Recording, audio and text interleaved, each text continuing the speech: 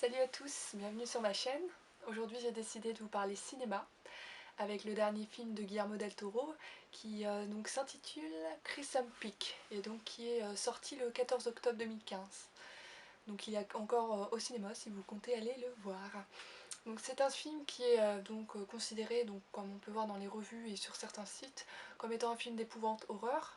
Personnellement moi je l'aurais plus mis dans le genre fantastique, dramatico-romantique, puisque c'est pour moi les trois thèmes qui ressortent le plus dans ce film, puisque je n'ai pas eu peur et je n'ai pas trouvé ça forcément gore, donc je trouve que le terme épouvante horreur ne correspond pas trop au film, mais après c'est peut-être mon avis à moi, hein, vous allez quand même dire ce que vous en pensez, peut-être que vous n'êtes pas d'accord avec ce que je dis.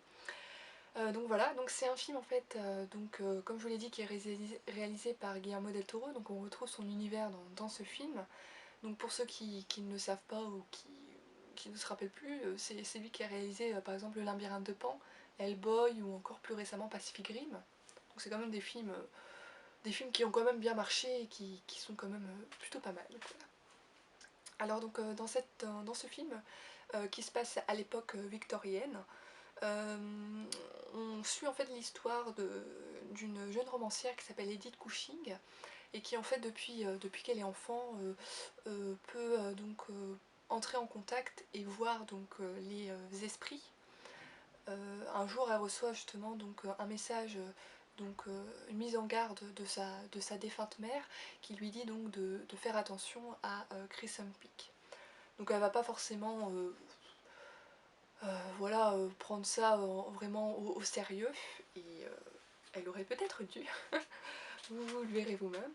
Et quelques années ont passé et un jour elle rencontre Sir Thomas Sharp, donc, qui est un homme assez mystérieux.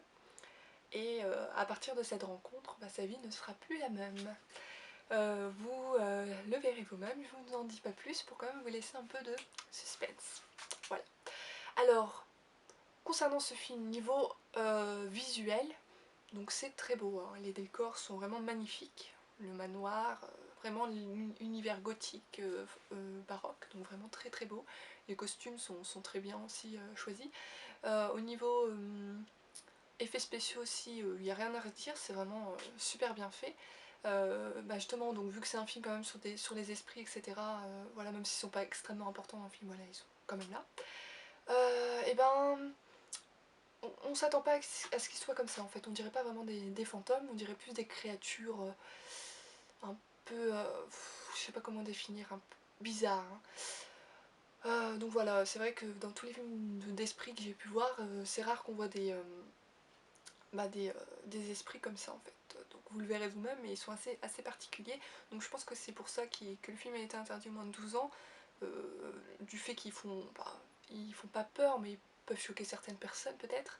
Et il y a 2-3 scènes aussi vers la fin qui peuvent peut-être perturber et choquer certaines personnes. Donc je pense que c'est pour ça que ça a été mis à moins de 12 ans, mais interdit moins de 12 ans, mais sinon, de manière générale, il fait pas peur et il est pas choquant non plus. Quoi. Donc ceux qui n'aiment pas les films d'horreur peuvent tout à fait aller le voir sans problème. Enfin personnellement, moi j'aime bien les films d'horreur, donc c'est vrai que voilà, mais je pense pas qu'il soit choquant, quoi. Il fait pas peur et je pense pas que vous allez en ressortir traumatisé, quoi. Donc voilà.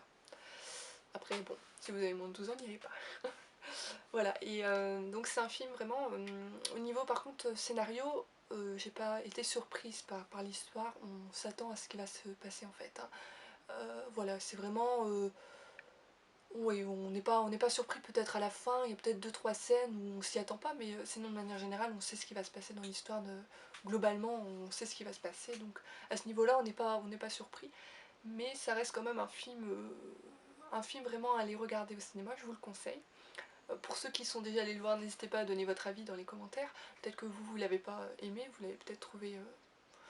pour différentes raisons, vous ne l'avez peut-être pas apprécié, ou peut-être que vous l'avez apprécié, justement, pour quelles raisons aussi, c'est important. Donc voilà, et bon, ceux qui ne sont pas allés le voir, j'espère que je vous aurai donné envie d'aller le voir, en tout cas.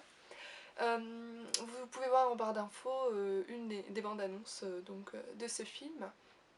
Voilà, donc je vous en dis pas plus, je vous laisse quand même la surprise, mais je vous conseille en tout cas d'aller le voir au cinéma, ne serait-ce que pour le visuel qui est vraiment magnifique.